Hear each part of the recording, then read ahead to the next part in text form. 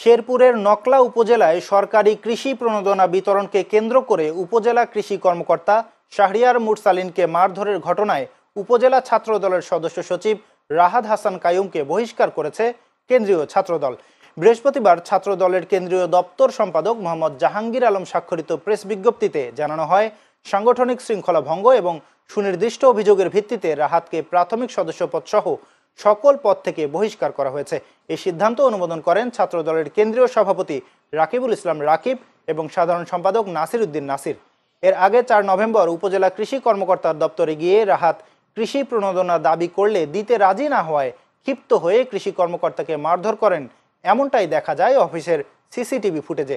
নকলা থানার ভারপ্রাপ্ত কর্মকর্তা আবুল কাশেম জানান, ঘটনার সত্যতা পাওয়ায় আসামিদের গ্রেপ্তারের জন্য পুলিশের অভিযান অব্যাহত রয়েছে।